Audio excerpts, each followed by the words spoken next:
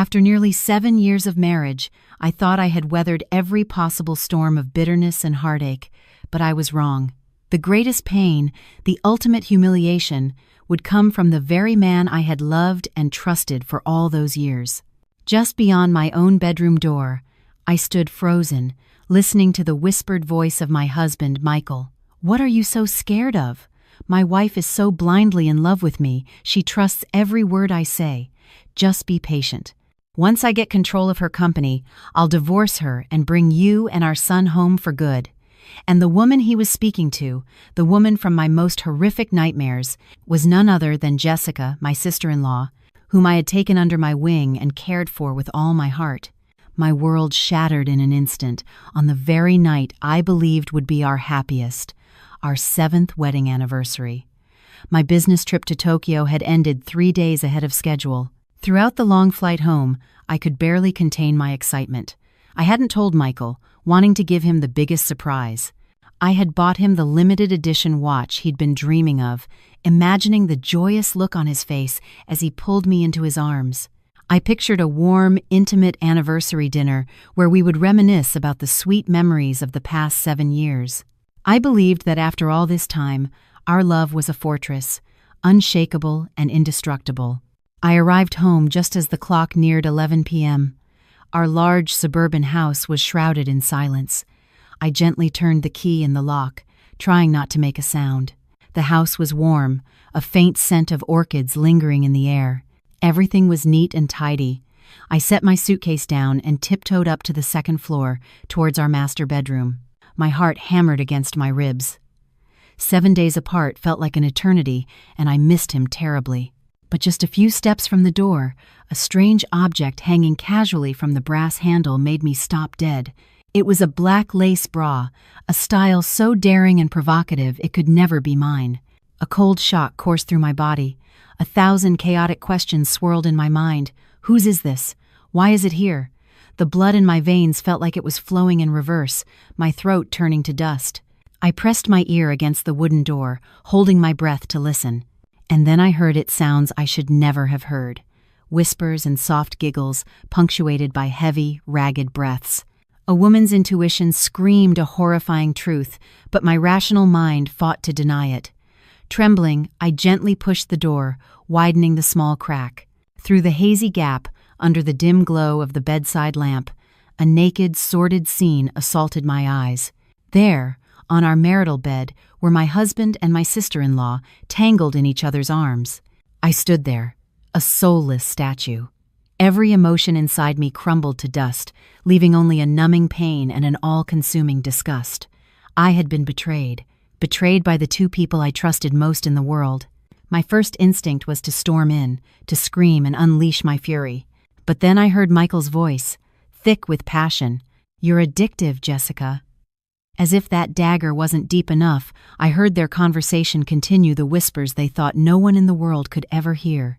"I'm scared Emily will find out," Jessica said, a hint of worry in her voice. And that's when my husband uttered the words that murdered my soul, the words that laid bare his entire disgusting conspiracy. "What are you so scared of? My wife is so blindly in love with me, she trusts every word I say. Just be patient. Once I get control of her company, I'll divorce her and bring you and our son home for good." Her company. Bring you and our son home. So, it wasn't just an affair. It was a calculated plot to steal everything from me. And there was a child. As the dizzy spell passed, the excruciating pain morphed into a terrifying coldness. Almost by reflex, my trembling hand pulled my phone from my pocket. My fingers were so cold and shaky it took me 2 tries to open the camera app. I switched to video mode, raised the phone, and aimed it directly at the crack in the door. The screen clearly captured the filthy scene, recording every bit of evidence of their lies, their cruelty, their despicable scheme. I don't know how long I stood there recording, only that when I finally lowered the phone, tears were streaming down my face. But my eyes no longer held weakness. They held a burning fire of hatred. They may have started this play, but I would be the one to write its ending. The truth had broken me, but in that moment of devastation, I knew exactly what I had to do. How would my journey for justice unfold? Would I be strong enough to fight the conspiracy of my husband and his family? I don't know how long I stood motionless in the hallway. It could have been a minute or 10. Time seemed to stop, filled only by the ringing in my ears and the sordid images replaying in my mind. I stumbled backward, my legs as soft as jelly. I was terrified that the slightest noise would cause the door to fly open, forcing me to face them. I choked back a sob that was rising in my throat, turned, and walked numbly down the stairs. I collapsed onto the sofa in the pitch-black living room, the phone still warm in my palm. My whole body shook uncontrollably, not from the cold, but from a pain that was tearing my soul into 1,000 pieces. With some kind of morbid courage, I replayed the video. The screen lit up, the sound and images once again exposing the naked truth. I could hear my own shaky breathing, captured by the microphone. I saw my husband, the man I proudly showed off to my friends, whispering words of love into another woman's ear. I saw my sister-in-law, whom I had treated like my own flesh and blood, responding with flirtatious, inviting gestures, all of it happening on my bed, in the very house I had built. I watched that video over and over, I don't know how many times. Each viewing was another slice of a knife through my heart. I tortured myself, forcing my eyes open to the reality so that no illusions could remain. The tears flowed, hot and bitter. Sweet memories of the past 7 years flooded back like a slow-motion film, a cruel contrast to the harsh present. I remembered the day I first met Michael. He was wearing a crisp white shirt, his smile as bright as the sun, his gentle eyes holding a universe of stars. I remembered our first date at the beach, where he held my hand and said, "Emily, I can't promise you the wealthiest life, but I promise I'll always be the strongest shoulder for you to lean on." I remembered the night he got down on one knee under the candlelight. He had said, "Be my wife. I vow to love and protect only you for the rest of my life." I had believed him. I believed in those promises, in a love I thought was my destiny. I had turned down so many more successful men to choose him, a regular sales manager, because I believed in his sincerity. Then, more recent memories surfaced, tearing those beautiful images to shreds. I began to piece together all the unusual signs I had foolishly ignored. The nights Michael came home late, blaming important client dinners. The phone calls he'd rush to take on the balcony, his voice a secretive whisper. The times he'd flinch if I accidentally touched his phone. And Jessica, I remembered the times she would accidentally walk around the house in flimsy nightgowns, the times she'd coyly ask Michael to help fix a light bulb or carry something heavy, the seemingly unintentional touches, the glances they shared when they thought I wasn't looking. All of those puzzle pieces now formed a crystal-clear picture, exposing a sinful relationship that had been unfolding right under my nose. But what pained and disgusted me most wasn't just the physical betrayal, it was their scheme. Once I get control of her company, I'll divorce her and bring you and our son home for good. My love, my trust, our 7 years of marriage, it was all just part of his plan to seize my assets. He didn't just want my body, he wanted my career, the sweat and tears I had poured into building my success. He saw me as a fool, a fattened lamb to be slowly led to the slaughter. And Jessica wasn't just the other woman. She was an accomplice, a willing participant in his vile plot. The pain in my chest reached its peak. I buried my face in my knees, the sobs I had been suppressing finally breaking free in choked, ragged gasps. What did I do wrong? I had devoted myself to this family. I treated Jessica better than my own sister, looking after her every need. I sacrificed my own time and hobbies to be a good wife and a good sister-in-law. And in return, I got a knife plunged into my back, a knife held by the two people I loved most. I cried until my tears ran dry and my throat was raw. I lifted my head and stared into the darkness enveloping the room. The weakness and despair began to subside, replaced by a different feeling, something cold and sharp. It was hatred, an absolute, profound hatred. I couldn't fall apart. Not now. If I crumbled, I would be handing them everything they wanted on a silver platter. No, I wouldn't let that happen. I wiped my tears, taking a deep breath to steady myself. My hands were no longer shaking. I opened my phone again and saved the video to a secure, hidden folder. This would be my weapon. I wouldn't cause a scene, wouldn't engage in a foolish, screaming match. My mother had always taught me that to deal with a venomous snake, you must use a cold mind. They wanted to act in a play? Fine, I would act with them. I would play the part of the naive, blindly loving wife until the very end. I would let them gloat, let them get careless, and let them expose all their dirtiest secrets themselves. And when the final curtain fell, the ones paying the price would not be me. I stared into the darkness, trying to recall the image of that poor, pitiful sister-in-law. The grieving widow, so fragile, always expressing her gratitude, always needing protection. And then a series of seemingly harmless memories flooded back, weaving together to paint a completely different face, a face I had never suspected. The darkness in the living room felt thick, the only light an eerie glow from my phone screen on my tear-streaked face. The wave of hatred passed, leaving a terrifying emptiness in its wake. My thoughts were no longer on Michael. At this moment, the image that haunted and disgusted me most was Jessica's, the sister-in-law I had welcomed with open arms, the woman upon whom I had showered all my sympathy and kindness. It turned out the most venomous snake was the one I had brought into my own home, warming it in my own embrace. I remembered it vividly the day David, Michael's older brother, died in a horrific car crash 5 years ago. It was a massive shock to the entire family, but the one who fell apart the most was Jessica. She had only been married for a little over a year, and they didn't have any children yet. At the funeral, she cried until she fainted. She became gaunt and frail, her eyes perpetually swollen and vacant. Looking at her then, no one could hold back their tears. As her sister-in-law, I was by her side through those difficult days. I held her, comforted her, and made sure she ate and slept. I felt so sorry for her, a young woman who had suddenly lost her anchor in life. After David's death, Jessica lived alone in their old house, a lonely figure coming and going. My mother-in-law, Carol, felt for her, but she had her own life and couldn't be with her all the time. It was I who suggested to Michael, "Why don't we ask Jessica to come live with us? Our house is big enough, it would be nice to have her around. I worry about her being all alone. What if something happened? Besides, with her here, we could take turns looking after Mom." Michael was deeply moved. He hugged me and said, "I'm so lucky to have such a kind-hearted wife." I just smiled, happy that I had done something good to bring the family closer. And so, Jessica moved in.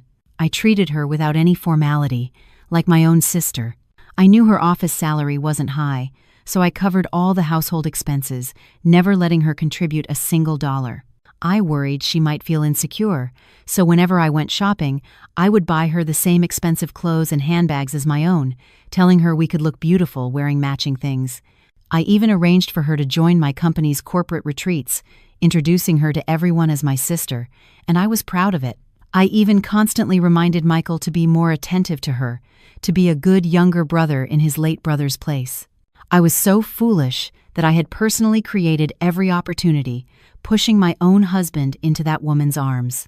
Now, looking back at it all through the lens of this cruel reality, Jessica's seemingly innocent actions and words came back to me, sharp as shards of glass.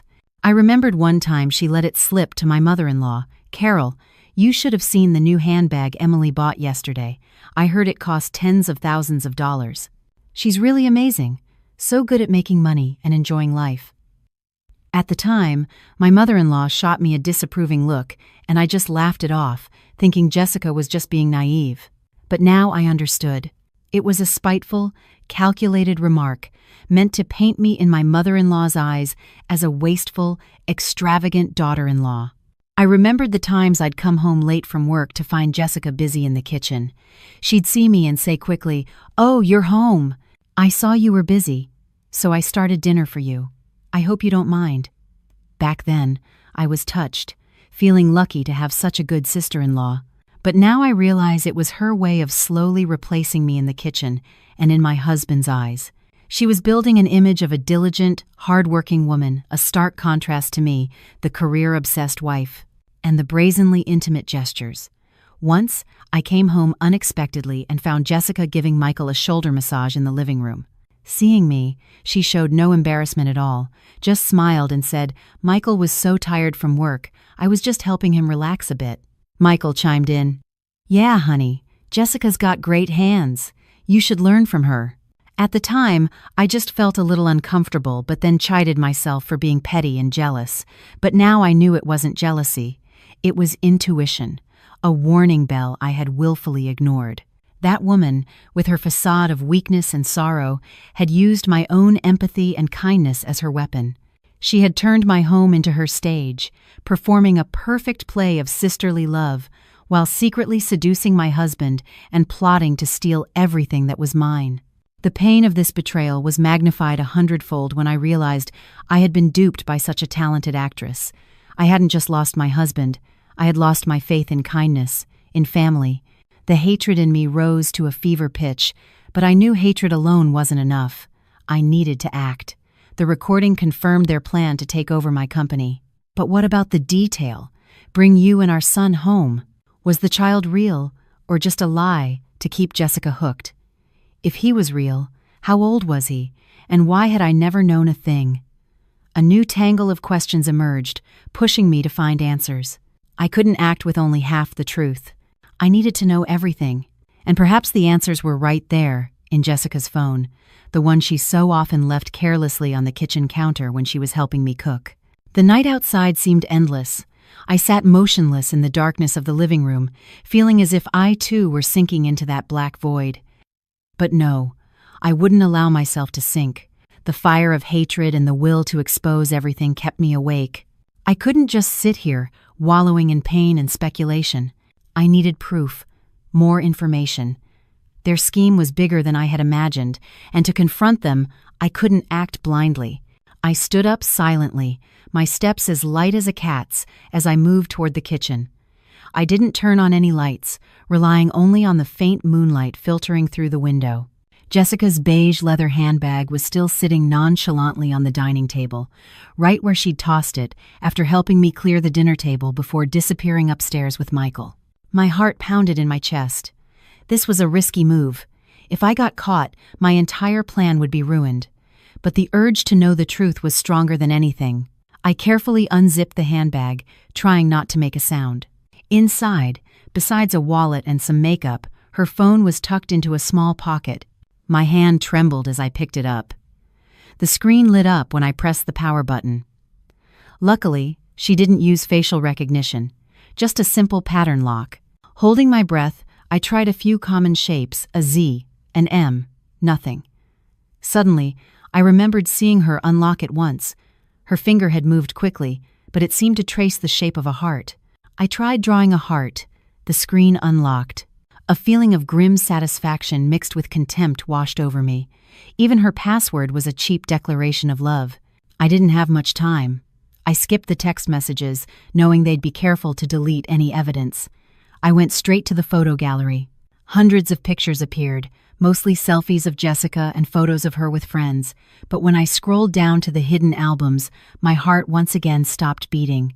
One album was titled, Our Little Family. I tapped on it, and another world, their other life, unfolded before my eyes. There were dozens of photos of Michael and Jessica together, not just casual family pictures, but photos of a real couple. They were hugging on a beach, kissing under the Eiffel Tower during a trip Michael had told me was a business conference in Europe. They were blowing out candles together at a cozy birthday party. But what left me utterly paralyzed were the photos at the end of the album. Jessica, pregnant, her belly round and prominent, her face glowing with happiness. Michael stood beside her, one arm around her, the other hand on her stomach, his eyes filled with adoration and anticipation. And then, the final photo. A chubby, beautiful baby boy wrapped in a light blue blanket. Jessica was holding the baby, while Michael leaned down to kiss his forehead. Beneath the photo was a caption, "Welcome to the world, our son." Jacob, 2 years old. 2 years old. They had a 2-year-old son together. That child was probably born right after Michael's business trip to Europe. For 2 years, he had another family, a son I knew nothing about. He came home every day, playing the role of a loving husband, while his heart and his responsibilities were somewhere else. This deception was too elaborate, too cruel. I felt like I couldn't breathe, my strength completely drained. I sank to the cold kitchen floor, tears once again streaming down my face. So, the pregnancy they mentioned wasn't happening now, it had already happened. Bring you and our son home wasn't a future plan. It was a reality that had existed for 2 years. I scrambled for my own phone and began taking pictures of every incriminating photo, one by one. Each one was proof of their betrayal, their systematic deception.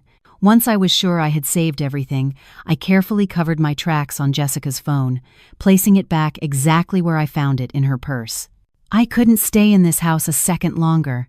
This place was too tainted, too filthy. I quietly returned to the living room, grabbed my coat and handbag. I left my suitcase, not wanting to arouse suspicion. I was leaving, and I would not be coming back as a wife. I stepped out the front door, taking a deep breath of the cold night air. I called a taxi, giving the address of a hotel near my office. In my mind, a plan was beginning to form more clearly. I wasn't running away. I would face them. But I needed time, and a safe place to prepare for the war to come.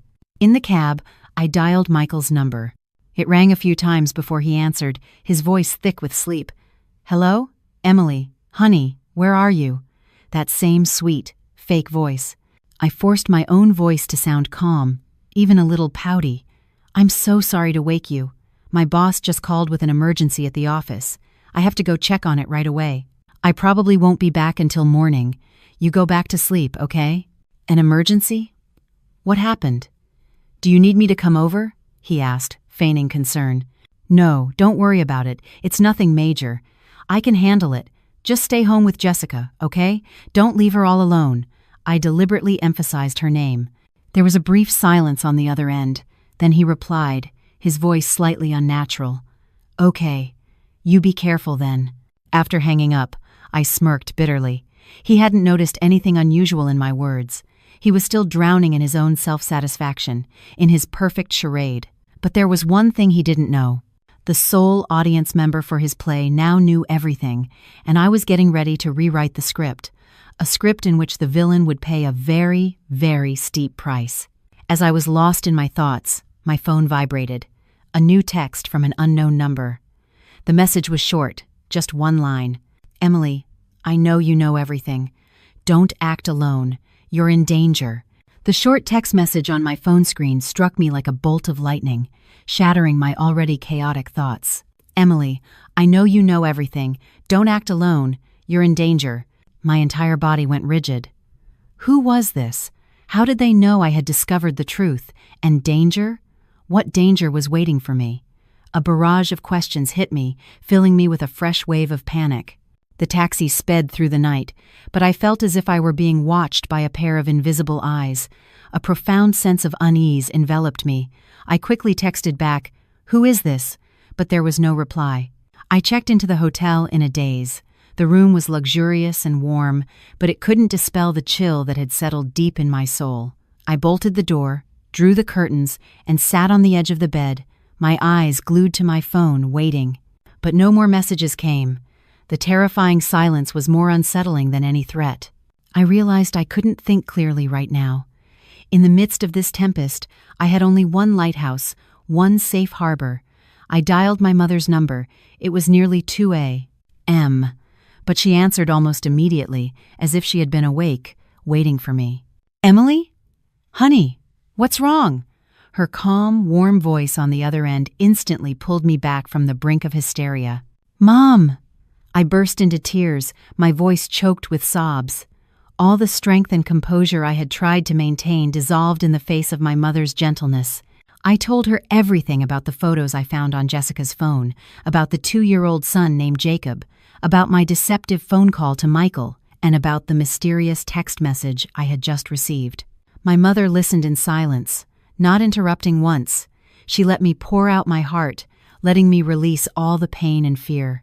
When I had finally stopped crying, only soft sniffles remaining, she spoke slowly. Her voice held no panic. On the contrary, it was unnervingly calm. "I understand now. Emily, my daughter, you did very well. You were very brave." Her praise surprised me. "But I'm so scared, Mom. I don't know what to do." "It's right to be scared, But don't let fear blind you, my mother said, her tone becoming serious. Listen to me. This is no longer a simple case of infidelity. This is a conspiracy that was planned long before you and Michael even got married. What do you mean? I stammered. Think about it, my mother said, articulating each word clearly. Michael and that woman have had a child for 2 years. Why didn't they make it public? Why are they still acting out this play?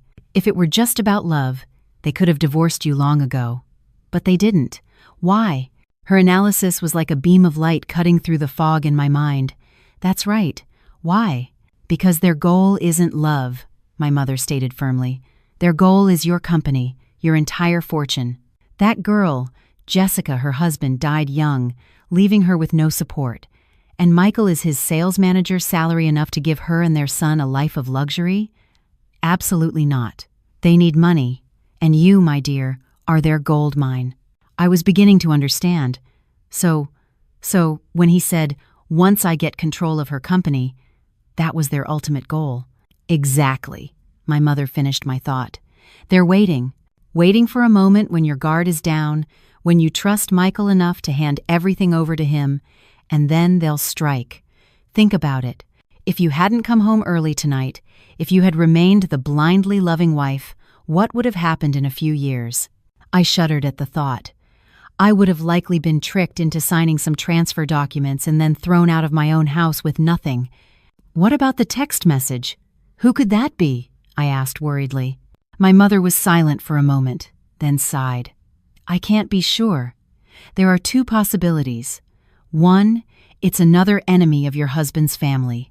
They live such unscrupulous lives, it wouldn't be surprising if they made enemies.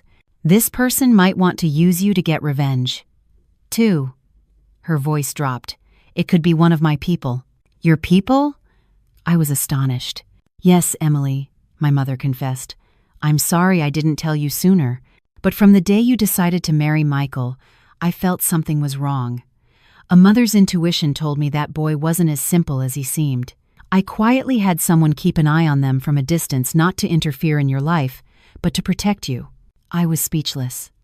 So, my mother had known, or at least suspected, for a very long time. She had always been there in the background, silently watching over me without my knowledge. So, my plan now. Your plan is good, but it's not enough, my mother interrupted. Pretending you know nothing is a smart move. It will make them careless, but you can't just be on the defensive. You have to attack. You must set a bigger trap. One they will walk into themselves with no way out. A trap? But how? I asked, completely lost. Calm down, my mother said. Tomorrow morning, go home as if nothing happened. Act as if you've finished your work at the office and just returned. Be the innocent wife, without a shred of suspicion. Leave the rest to me. I will tell you what to do at the right time. For now, get some sleep. You'll need your strength to perform the role of a lifetime. The conversation with my mother was like a sedative, helping me regain my composure and sense of direction. I knew I wasn't alone anymore. Behind me stood my mother, a wise and powerful woman. She wasn't just my emotional support, she was a brilliant strategist. I closed my eyes, forcing myself to drift off. My play had a new director, and I was confident that under my mother's guidance, it would have a spectacular finale. But I never could have imagined that as soon as I returned home the next morning, my performance would face its first challenge, a challenge from the very woman I called my mother-in-law. The next morning, I woke to the sun streaming through the hotel window. It had been a long night, but after talking to my mother, I had managed a few hours of sleep. I looked at myself in the mirror. My eyes were still puffy, and my face was pale from exhaustion, but the panic from the night before was gone. In its place was a chilling calm. I put on light makeup, just enough to hide my fatigue, and chose an elegant, cream-colored business dress. I had to go back. I had to face them, and I had to play the part of an oblivious wife to perfection. I checked out of the hotel, hailed a cab, and returned to the house. As the car pulled up to the gate, I took a deep breath. The house looked the same, grand and serene, but to me, it was now nothing more than a gilded cage, inhabited by predators waiting to pounce. I walked inside. The house was unusually quiet. Michael and Jessica had likely gone to work. Only my mother-in-law, Carol, was sitting on the sofa, watching TV. Hearing the door, she turned. Her eyes scanned me from head to toe, a sharp, probing gaze. "So, you're back," she said, her tone flat. "Yes, hello, Carol. There was an urgent matter at the office, so I had to stay and resolve it." "I just got back," I said politely, bowing my head slightly as I put my handbag down, playing the part of a daughter-in-law tired from work. "Your company seems to be doing well these days," she remarked, her eyes still fixed on the television. "Everything seems to require the CEO's personal attention." The words sounded like a compliment, but I knew the sarcastic barb hidden beneath. She was implying that I cared only for my work and neglected my family. "We've just been lucky, Carol," I replied humbly. "Well, I'm going to go upstairs to change, then I'll come down and tidy up." I quickly headed for the stairs, not wanting to face her any longer. Her gaze made me feel as if she could see right through me. The bedroom was exactly as I had left it. Everything was suspiciously neat. The black lace bra was gone. All traces of the previous night's tryst had been meticulously cleaned, leaving nothing behind. They were so careful. But they didn't know the evidence wasn't at the scene of the crime. It was on my phone. I changed into comfortable clothes and started cleaning. I mopped the floors, did the laundry, and started cooking. I did everything diligently and quietly, just like the devoted wife and daughter-in-law I had been for the past 7 years. I had to make them believe I suspected nothing. The more normal I acted, the more careless they would become. Around noon, Michael and Jessica returned together. Seeing me at home, they both looked a little surprised. "Oh, you're back," Michael said, moving to hug me, but I subtly stepped away, pretending to be busy wiping the table. "Why didn't you tell me you were coming home?" "I wanted to surprise you," I said, looking up with the brightest smile I could muster. It took every ounce of my strength to produce it. "Look, I even made your favorite steak." Michael's eyes showed a flicker of confusion, but he quickly masked it with a strained smile. "You're the best, honey." Jessica, standing behind him, also smiled at me. "You're back! I was so worried when you didn't come home last night."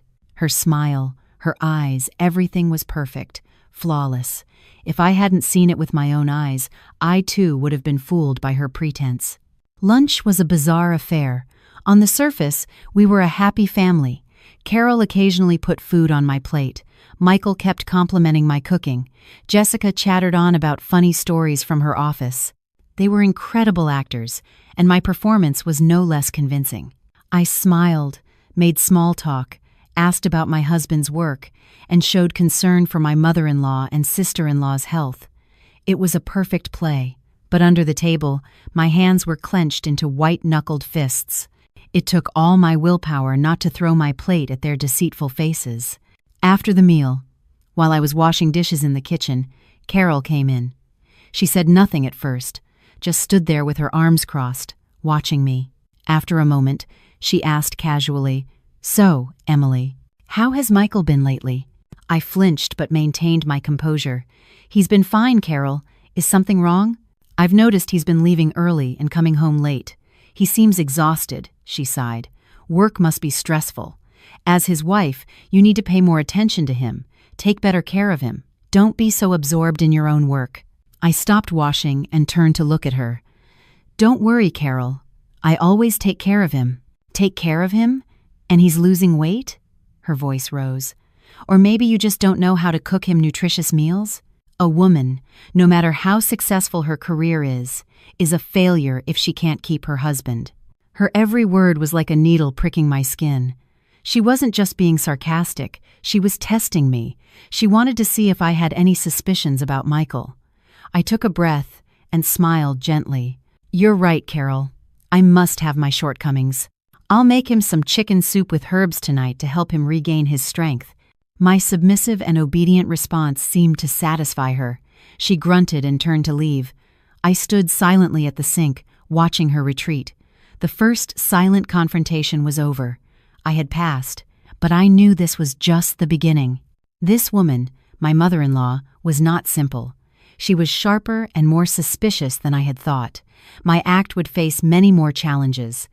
Just then, I heard Jessica talking on the phone in the living room. Her voice was a whisper, but a few words reached my ears and made me freeze. "That's right, tomorrow afternoon. Wellington Women's Hospital. The results." The hospital? Results? What results? Could she really be pregnant, just as I had heard Michael say in the recording? The words I overheard from Jessica's phone call tomorrow afternoon, Wellington Women's Hospital, the results repeated in my head like an alarm bell. My chest tightened. So, it was true. The pregnancy wasn't just empty words, it was real. And tomorrow, she was going to the hospital to get the results. What results?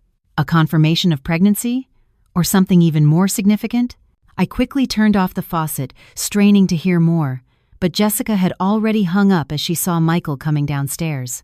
For the rest of the afternoon, I was in a daze. I tried to act normal, but my mind was spinning with speculation. If Jessica was truly pregnant, that would be their trump card, an extremely dangerous one. What would they use the baby for? To force me into a seemingly justifiable divorce? Or to bind Michael to her, forcing him to act faster to seize my company? That child would become the heir of the family, something my mother-in-law, Carol, had always dreamed of. She would stop at nothing to protect it and to legitimize its existence. I couldn't just sit back and wait. I had to know exactly what was happening. I had to be at that hospital tomorrow afternoon. But how could I go without raising suspicion? Michael and Carol were watching me like hawks. Any unusual move could put them on high alert. An idea sparked in my mind. I needed an excuse, a perfect excuse. That evening at dinner, I intentionally ate very little, my face feigning exhaustion and pallor. Every so often, I would press a hand to my stomach and grimace as if enduring a dull ache. Michael noticed and asked, his voice dripping with fake concern, "What's wrong, Emily? You look pale." "I'm fine," I replied weakly. "It's probably just stress from work. I haven't been eating properly, so my stomach is a little upset." My mother-in-law, sitting opposite me, glanced over, her eyes suspicious. "If it hurts, you should see a doctor. Don't let it turn into something serious." This was the opening I was waiting for. I looked up at her, my expression hesitant. Yes, I was thinking I might have to take tomorrow afternoon off to get it checked out. I already made an appointment for a general checkup at Wellington Women's Hospital. Wellington Women's Hospital was the largest and most reputable maternity hospital in the city, the very place I suspected Jessica would go. I deliberately mentioned the name to gauge their reactions. Sure enough, upon hearing the name Wellington, I saw Jessica's hand, which was reaching for food, freeze for a split second. Michael's face paled, and he quickly cleared his throat to cover his unease. Only my mother-in-law remained composed. She nodded. "Good. Go get it checked. If you need, have Michael take you." "Oh no, that's not necessary, Carol. I can go by myself. It's just a routine checkup, nothing serious," I quickly refused. I couldn't have Michael with me.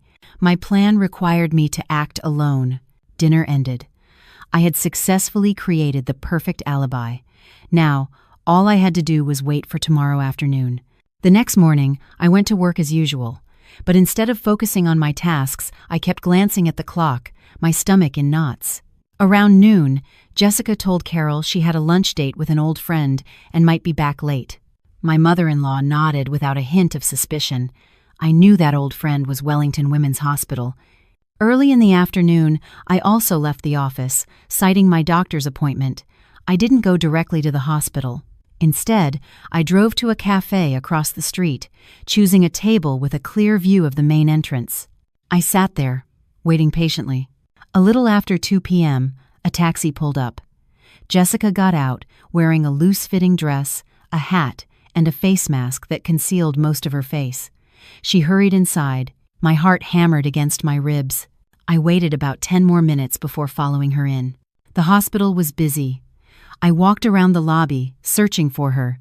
I spotted her in the waiting area of the obstetrics department, holding a patient file. She kept looking at her watch, looking anxious. I didn't get close, instead hiding behind a large pillar to observe. A short while later, her name was called. The examination room door closed behind her, leaving me to wait outside. Time crawled by, each minute feeling like an eternity. A million questions raced through my mind. What was she in there for? A routine prenatal checkup? or to receive some kind of important result? Nearly 30 minutes later, the door opened. Jessica emerged, followed by an older female doctor. Jessica's expression was strange, not happy, not sad, but completely blank and dazed. She was holding a piece of paper, likely a test result. The doctor patted her shoulder gently and said something consoling. Jessica just nodded numbly and walked towards the elevator. I quickly followed, keeping a safe distance. I saw that she didn't press the button for the ground floor to leave. She pressed the button for the rooftop. The hospital rooftop? What was she doing up there? A terrible premonition washed over me. I rushed into another elevator and pressed the button for the top floor. The elevator doors opened, and a strong gust of wind hit my face. The rooftop was deserted, the only sound the wind whistling in my ears. I saw Jessica standing at the edge of the railing, staring down into the dizzying void below. The paper in her hand fluttered wildly in the wind. What was she planning to do? Could the results have been so devastating that she was considering the unthinkable? The wind on the hospital rooftop howled in fierce gusts, whipping my hair across my face. The scene before me sent a chill down my spine. Jessica was standing precariously at the very edge of the railing. One more step, and she would plummet into the empty space below. The test result in her hand fluttered like a fragile white butterfly, threatening to be snatched away by the wind at any moment. My heart stopped. As much as I hated her to the very core of my being, I couldn't stand by and watch a life end like this. "Jessica!" I yelled, my voice struggling to carry over the wind. Hearing my call, Jessica flinched and spun around. When she saw me, she froze, her eyes wide with panic and fear. "Emily? Why are you here?" Her voice was a trembling whisper, lost in the wind. "Get back here right now! It's dangerous!" I said, slowly approaching her, trying to keep my voice calm. "Stay away!" she shrieked, taking a step back, moving even closer to the edge. "Go away! Just leave me alone!" She clutched her head, her whole body shaking violently. "Why? Why did it have to turn out like this? What happened? What's on that paper?" I tried to keep her talking, to buy time. "Tell me, maybe I can help." "Help?" Jessica let out a crazed laugh, a sound more mournful than any cry. "No one can help me now. It's over. Everything is over." She let her arms fall limp, and the paper slipped from her fingers, carried up into the air by a gust of wind. I lunged forward and miraculously caught it before it flew away. I glanced at the paper. It wasn't a pregnancy confirmation. The bold text at the top caught my eye. Genetic screening results. I scanned the complex medical terms, my eyes landing on the final conclusion. Results indicate the fetus carries a rare recessive gene with a high risk of developing X-linked genetic syndrome. Amniocentesis is recommended for a definitive diagnosis. Though I didn't fully understand the technicalities, I gathered that the baby Jessica was carrying had a serious health problem. "It just says there's a risk," I said, trying to reassure her. "You still need more tests. Don't give up hope." "Hope?" Jessica looked at me, her bloodshot eyes now filled with resentment. "You don't understand. You don't understand anything. This baby isn't just my child, he's all my hope. He's my trump card. If he's not a healthy baby boy, I'll have nothing left. Your mother-in-law, Carol, she would never accept a grandchild with a defect. And Michael, he'll abandon me too." Her every word revealed a brutal truth. To them, this baby wasn't a precious new life. It was just a tool, a means to an end. The love they showed was a lie. What they wanted was a perfect male heir. The initial sympathy I felt vanished, replaced by contempt. Just then, a phone call interrupted my thoughts. It was Jessica's. She didn't bother to answer, but I caught the name on the screen. Carol. It was my mother-in-law. After a few unanswered rings, a new text message notification popped up. On instinct, I picked up the phone. Jessica didn't react. She seemed to have sunk into her own world of despair. I opened the message and read it. The content stunned me more than Jessica's test results. The text was from my mother-in-law, Carol. "Jessica, how did it go? It has to be a healthy boy. I've arranged everything. The lawyer said that as long as we have hospital documentation of Emily's infertility, plus the fact that you're carrying the family heir, Michael will have a huge advantage in court to demand half of her company. Hang in there, dear." Our family's future depends on you." I felt like I had been electrocuted. I read the message again and again, each word drilling into my brain. So that was it. This was their real scheme. Jessica's pregnancy wasn't just to force my hand in a divorce. It was part of a larger, cruelly detailed plan to seize my entire company. They didn't just want Michael to get a share of the marital assets. They wanted to prove I was infertile, paint me as a defective wife, and use that to give Michael leverage in court to claim a piece of my personal assets, something he legally should never have been able to touch. Infertility. For the past few years, Michael and I had been trying for a baby without success. He always comforted me, saying that children were a gift from God and that it didn't matter to him. It was all a lie. He and his family had secretly weaponized my struggle against me. I looked at Jessica, still lost and broken by the railing. Now I understood her despair. She wasn't just afraid of being abandoned. She was terrified of having ruined their grand plan, terrified of the punishment from Carol and Michael. I clenched the phone in my hand, my fury reaching its absolute peak. But with it came a cold, calculated determination. They wanted to play a high-stakes game of chess? Fine, I would play with them. They wanted to use the law against me? I would use the law to turn the tables on them. "Jessica," I said, my voice no longer panicked but eerily calm, "this is not the time to die. If you die, you lose everything, and no one will be there to protect your child. Only by living do you stand a chance." Jessica turned to look at me, her eyes filled with suspicion. "A chance for what?" "A chance to not be treated like a disposable object once you're no longer useful," I said, articulating each word. "They need you. They need that baby in your belly.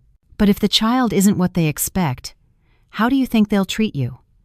Do you want to spend the rest of your life living under their thumb, treated with contempt?" My words seemed to strike at Jessica's deepest fears. She was silent. The crazed look in her eyes subsided, replaced by confusion. I knew this was the decisive moment. I wasn't saving her out of kindness. I was saving her because I needed an ally, a pawn in my own game. A pawn who could help me dismantle their conspiracy from the inside.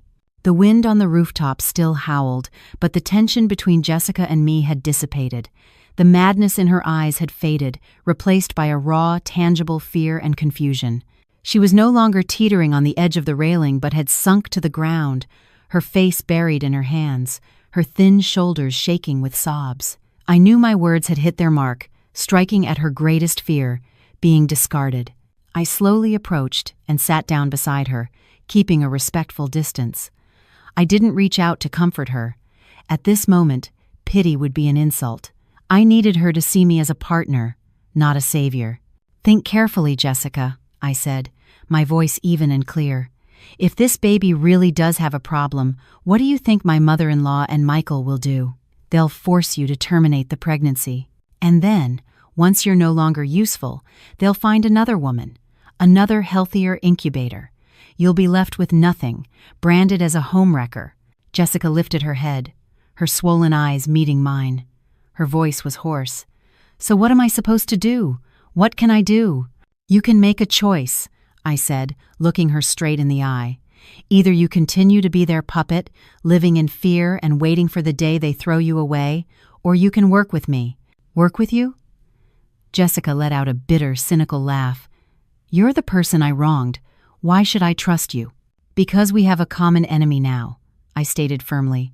"And because I don't want to take your child from you. I just want what is rightfully mine, and to make the people who trampled all over me pay the price. What about you? What do you want? You want a safe future for your child, don't you?" My words made Jessica freeze. She stared at me, her gaze probing. What are you planning?" "First, you have to live," I said. "Second, you must keep these test results an absolute secret. You have to lie to them." "Lie? How?" "You will tell them that the results were perfect, that it's a completely healthy baby boy. You will play the part of an ecstatic, confident mother-to-be. The more they believe in this trump card, the more devastating their fall will be when the truth comes out." Jessica fell silent, seeming to weigh my proposal. I knew it was a huge gamble for her. Trust me, her rival, or continue to cling to the empty promises of Michael and Carol. "Why should I do this?" she asked. "What's in it for me?" "Your freedom," I replied. "I promise that after this is all over, I won't press any charges against you. I will provide you with enough money for you and your child to start a new life somewhere else, far away from these people. Your child, regardless of his condition, is an innocent life. He deserves to be loved, not used as a tool." My words, especially the last part, seemed to touch the deepest maternal instincts within her.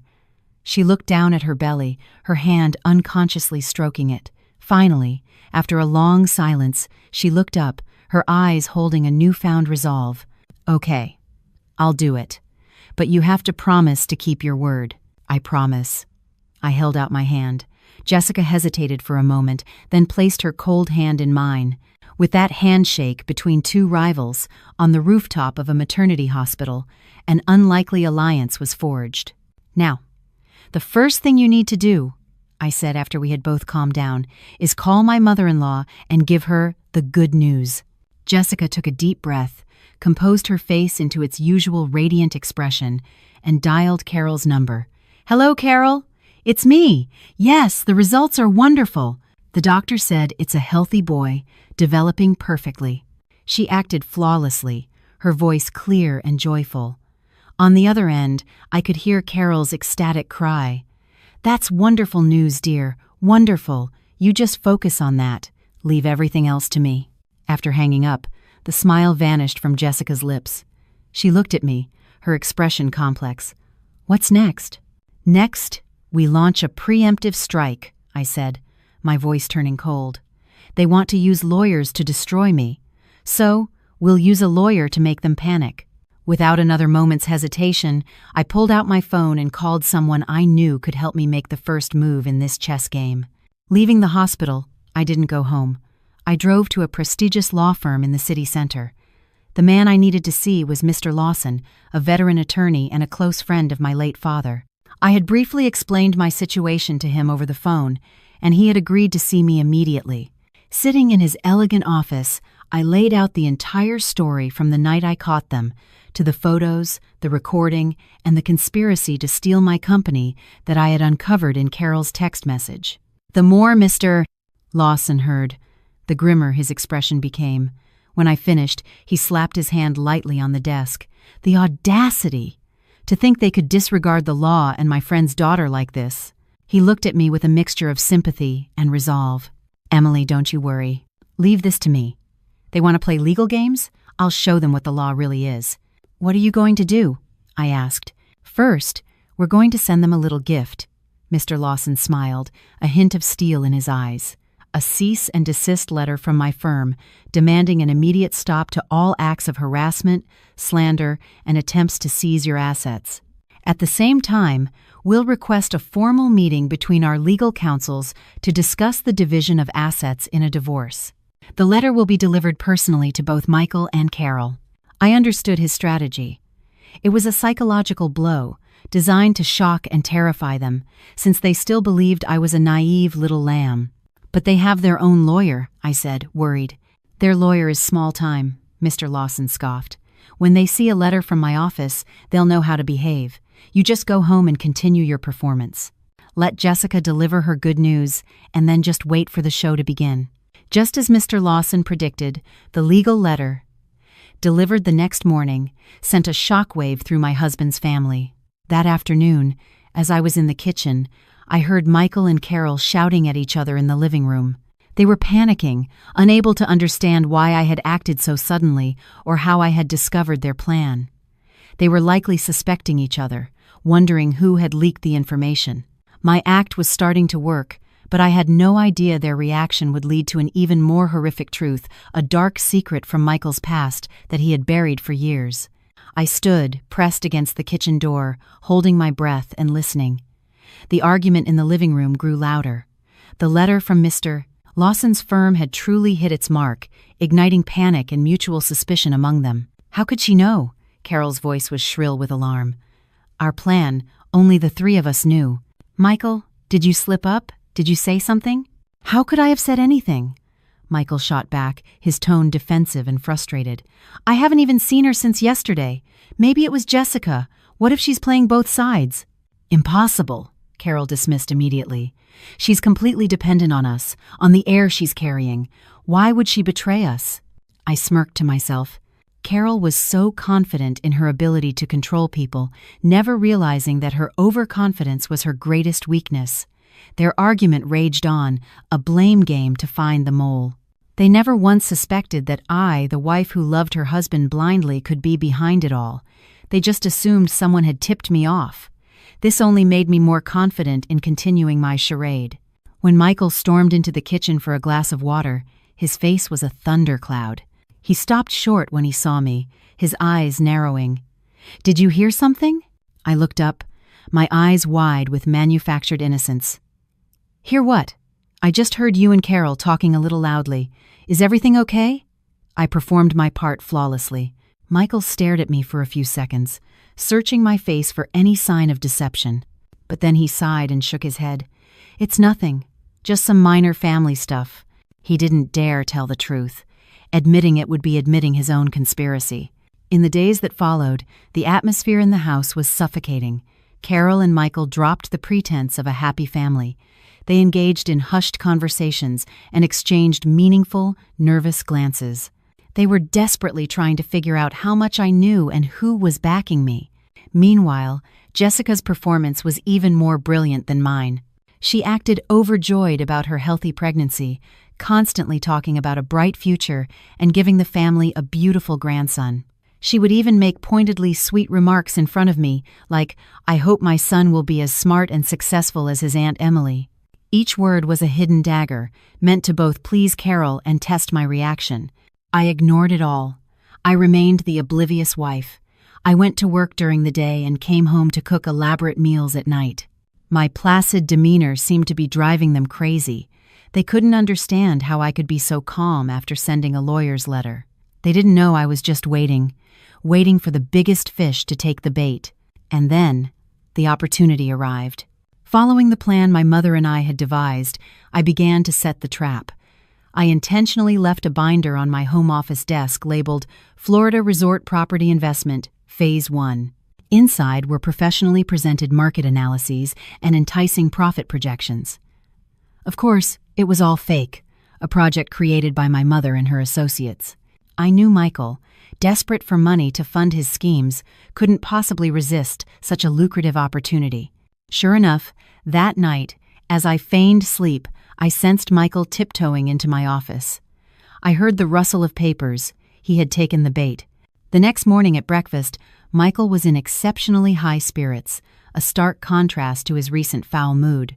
He served me food and asked detailed questions about my work. Then, he asked casually, "Any new projects at your company lately? I hear the market for resort properties is booming." I feigned surprise. "How did you know?" "Oh, just something I heard from friends," he said, quickly covering his tracks. I smiled, launching into my act. "Actually, yes. There's a fantastic project in Florida. The potential return is as high as 50% in just 6 months. But," I trailed off, pretending to be hesitant. "But what?" Michael pressed, his eyes lighting up. "But the initial investment is quite large, around $500,000. I'm not sure if I should go for it." "Are you crazy? An opportunity like that and you're hesitating?" Michael exclaimed, feigning disappointment. "You could make $250,000 in profit in 6 months. You really don't have a head for business, do you?" I lowered my head, pretending to be hurt. "But where would I get $500,000 right now? I can't just pull that kind of cash out of the company." Michael was silent for a moment, pretending to think. Then, as if struck by a brilliant idea, he said, "How about this? I have some friends in banking. I could take out a loan for you. After all, I'm your husband. Helping you is helping our family." I knew the trap was about to spring. He wanted to use a bank loan in his name to invest in my project.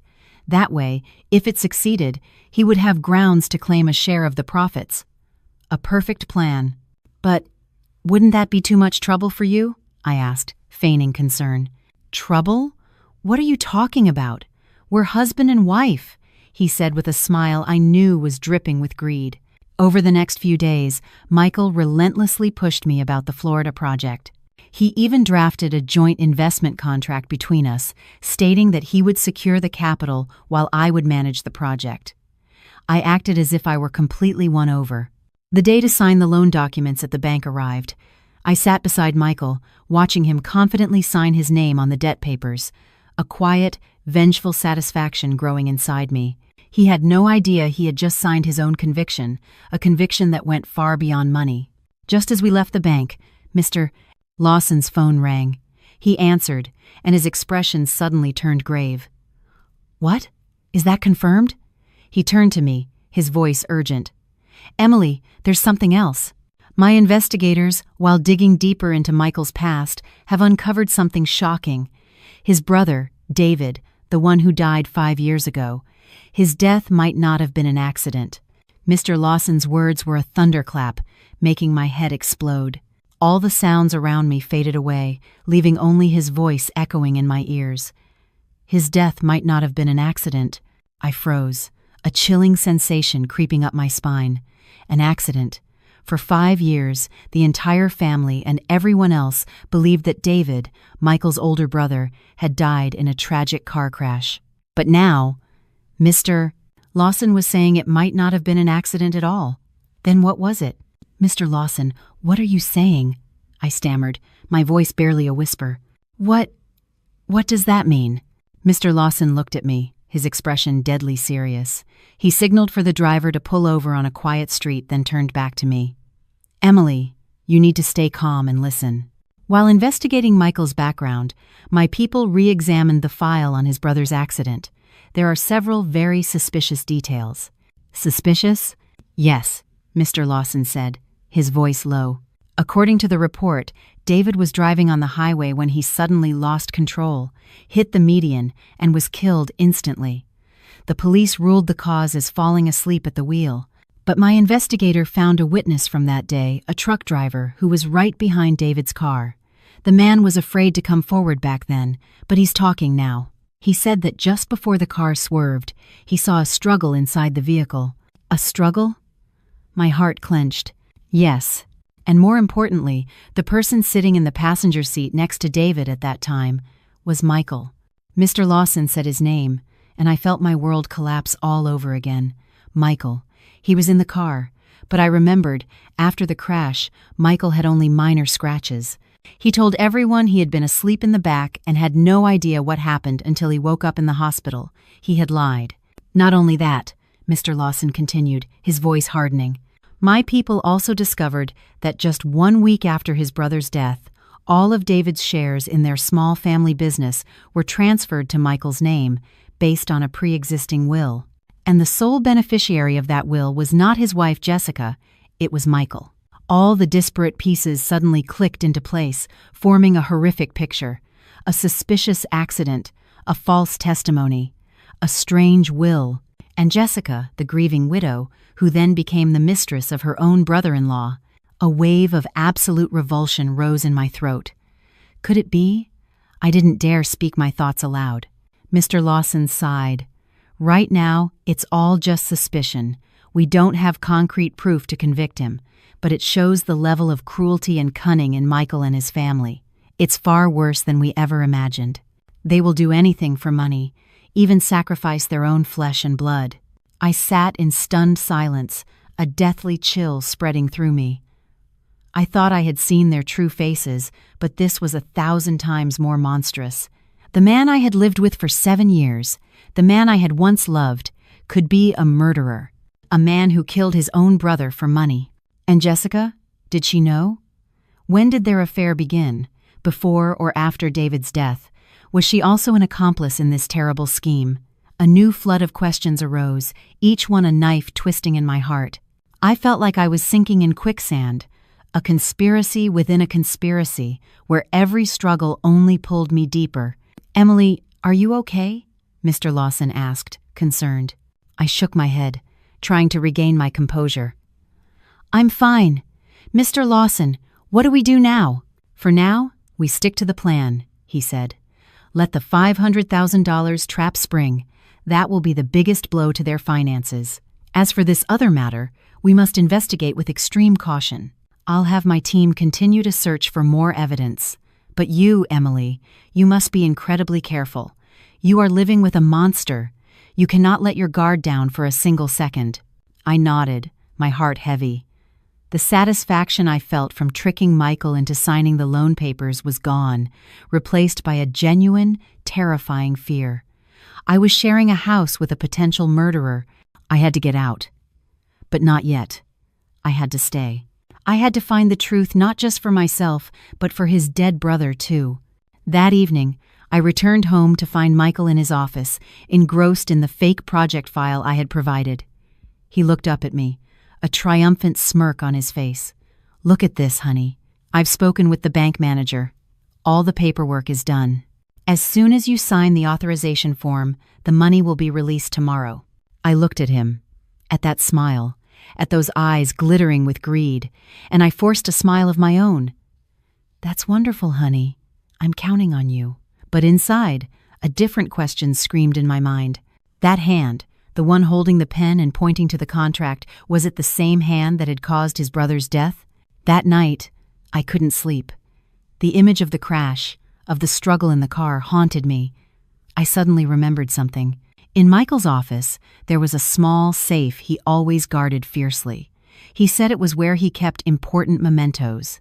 Could it hold a secret related to David's death? The thought of the secret safe in Michael's office tormented me all night. It was like Pandora's box, holding secrets I was both terrified of and desperate to uncover.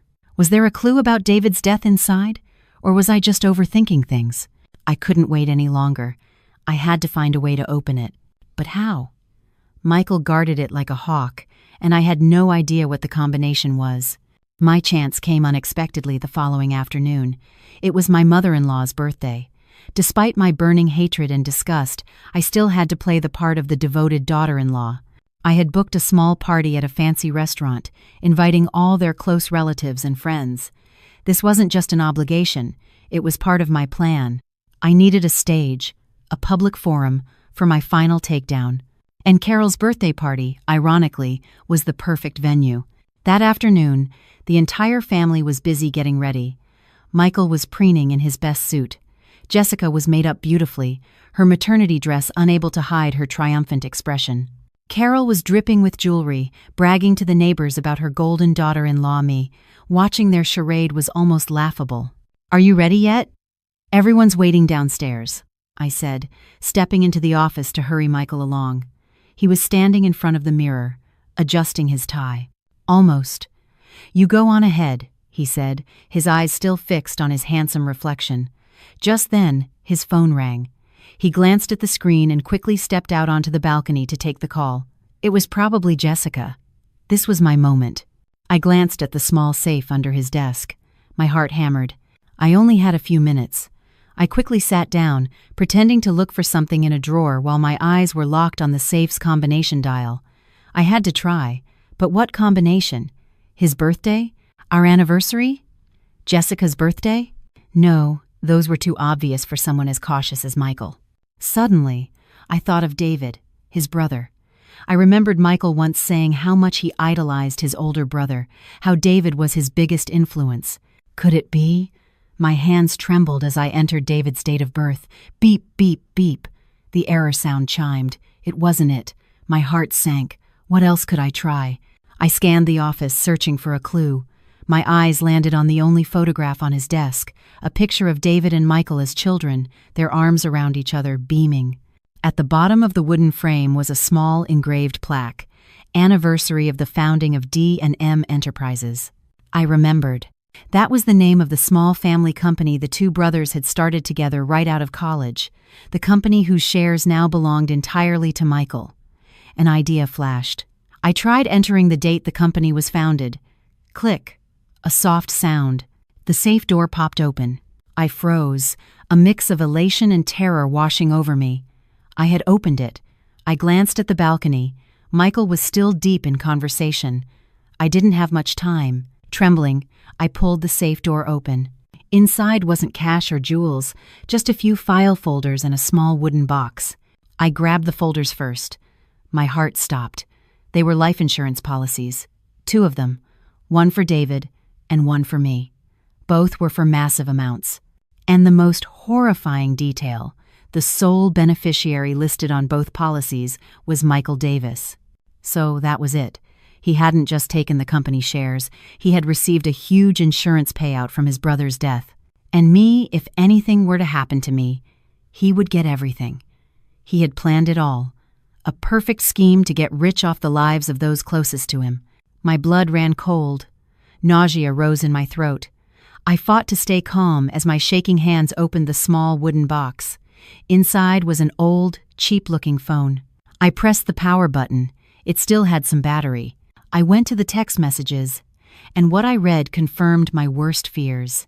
They were messages between Michael and someone saved as partner, sent in the days leading up to the crash. Is everything ready? The brakes have been handled, just a light jerk at the right time, and it will look like a real accident. Good. I need to be sure the money will be transferred as soon as the job is done.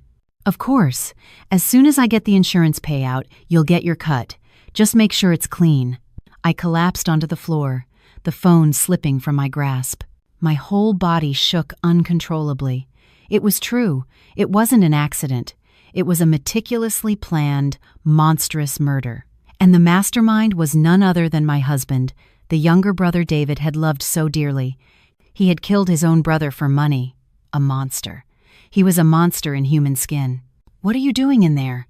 "We're going to be late," Michael's voice called from the doorway. I jumped, scrambling to put everything back in the safe and lock it.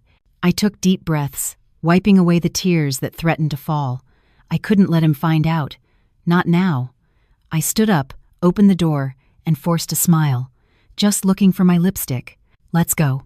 Tonight's birthday party, I thought grimly, wouldn't just be an exposé of adultery and fraud. It would be a trial to condemn a murderer, and I would be the one to deliver the verdict. The fine dining restaurant was spectacularly decorated. Crystal chandeliers glittered, soft music played, and the air buzzed with laughter and conversation. People raised their glasses to toast Carol, my mother-in-law, on her birthday. She sat at the head of the table, beaming, wearing a jade bracelet I knew Michael had bought with my money. Michael sat beside her, holding hands with Jessica, proudly introducing her to everyone as his beloved sister-in-law. They performed the part of a happy, harmonious family perfectly. I sat at a corner of the table, watching silently.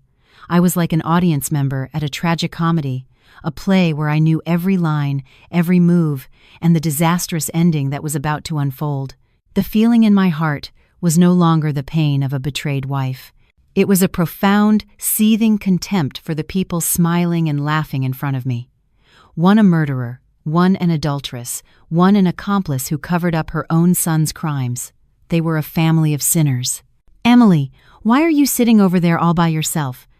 Come take a picture with me," Carol called out sweetly, beckoning me over. I smiled, stood up, and walked toward them. I stood next to Michael, the scent of Jessica's cheap perfume making me feel sick. "Smile, honey. It's a happy day," Michael whispered in my ear, his hand casually resting on my waist. I flinched, fighting back my revulsion as I forced a bright smile for the camera. This would likely be the last photo we ever took together. The party continued in high spirits. After Carol's thank you speech, the MC invited everyone to turn their attention to a large screen. "And now," he announced, "a surprise gift that the devoted daughter-in-law, Mrs. Emily Davis, has specially prepared for her mother-in-law." All eyes in the room turned to me. Michael, Jessica, and Carol looked at me with surprise, probably expecting a heartwarming slideshow of family photos. Michael even leaned in and whispered, "You're so thoughtful." I just smiled without replying. This was my cue. I stood up, walked onto the stage, and took the microphone from the bewildered MC. "I'm sorry to interrupt," I said, my voice echoing through the silent room, calm and clear. "Before we watch my gift, I'd like to say a few words. Today is a very special day. It's the birthday of my mother-in-law, a woman I have always respected. And on this occasion, I'd also like to share a story with everyone. A story about my family. A story of love, sacrifice, and secrets." The entire room was silent, watching me with curiosity. Michael and Carol began to look uneasy, their faces changing color as they started to rise from their seats to stop me. The story begins 7 years ago. When I married my husband, Michael Davis, I said, my eyes locked on his. I thought I was the happiest woman in the world. I was wrong. With that, I signaled to the technician I had hired. The house lights dimmed, and the large screen flickered to life. The first video began to play, the one I had recorded on that fateful night. The scene of Michael and Jessica tangled on our bed appeared in high definition. The sounds of their moans, their heavy breathing, and Michael's words, "You're addictive, Jessica," filled the silent space. The room erupted. Gasps and shocked whispers spread like wildfire. Everyone turned to stare at Michael and Jessica with disbelief. Michael's face went from white to purple. Jessica buried her face in her hands, sobbing. Carol was frozen in her chair, her mouth hanging open. "Turn it off! Turn that garbage off right now!" Michael roared, lunging for the stage to grab the microphone. But it was too late. I calmly signaled the technician again. The next set of images appeared on the screen, the photos from Jessica's phone. Pictures of them in Paris, photos of her pregnant, and the photo of their 2-year-old son Jacob, with the caption, "Jacob, son of mom and dad." "This is your true grandson, Carol," I said into the microphone, my voice dripping with sarcasm. "The son, your son, and my sister-in-law have been secretly raising for 2 years, while I, his legal wife, was foolishly believing in his love." The chaos in the room reached its peak. Guests were on their feet, pointing and murmuring. The birthday party had turned into a public trial. "But that's not all," I said, my voice as cold as ice. "The main gift is yet to come." I gave another signal. This time, the screen showed the text messages from the old phone in Michael's safe. The messages discussing the tampered brakes, the insurance money, the light jerk at the right time. 5 years ago, my husband's brother, David Davis, died in a car accident, I said, emphasizing the last 2 words. And this, ladies and gentlemen, is the real cause of that accident. My husband, Michael Davis, conspired with an accomplice to murder his own brother to steal his assets and collect the insurance money. If the previous evidence had stunned the room, this revelation horrified them. No one could believe their eyes. A deathly, chilling silence fell over the room. All eyes were now fixed on Michael, no longer with curiosity, but with utter disgust and revulsion. He stood paralyzed on the stage, his body trembling, sweat pouring down his face. He stammered, trying to say something, but no words came out. He was cornered, with absolutely no escape. Suddenly, from the back of the room, 2 men in plain clothes walked swiftly toward the stage. One of them held up a badge. "Michael Davis, we're from the homicide division. You are under arrest on suspicion of murder." The moment the 2 detectives appeared and read the arrest warrant, the entire room seemed to hold its breath. The prior chaos died down into an eerie, absolute silence. Michael stood frozen on the stage, his eyes staring blankly into space. The cold steel of the handcuffs clicked shut around his wrists with a dry, final sound, like the gavel of fate officially closing the book on his life of crime. He didn't resist. He didn't scream. It was as if all his strength and cunning had been drained from him. He simply stumbled after the detectives like a puppet whose strings had been cut. As Michael was led past the head table, Carol finally snapped out of her nightmarish trance. She let out a piercing, mournful shriek. "Michael, my son!" She scrambled to her feet, trying to run after him, but her legs gave out. She collapsed to the floor, wailing hysterically. The pain of losing her son, the public humiliation, the utter disgrace, it all came crashing down on the woman who had spent her life scheming and preening. Jessica, the guilty sister-in-law, fared no better. She was slumped in her chair, her face as white as a sheet, her vacant eyes following Michael's retreating figure. Their 2-year-old son, Jacob, likely sensing the turmoil, began to cry loudly. His innocent wails echoed through the scene of devastation, a heartbreaking testament to the sins of his parents. The birthday party had devolved into a tragedy. The guests, the relatives, and friends, after their initial shock, began to quietly get up and leave. They said nothing, simply filed out, their faces a mixture of pity and contempt for the family that had just imploded before their eyes. They had come to celebrate but had instead witnessed the most horrific unmasking of evil they had ever seen. I stood on the stage, Looking down at it all, I felt no satisfaction, no lingering hatred. All that remained was a profound emptiness and exhaustion. My war was over. I had won. But it was a victory soaked in tears and bitterness. I put the microphone down and walked calmly off the stage, past my mother-in-law weeping on the floor, past my sister-in-law clutching her child in despair. They were no longer my enemies. Now, they were just pathetic figures, victims of their own greed and cruelty.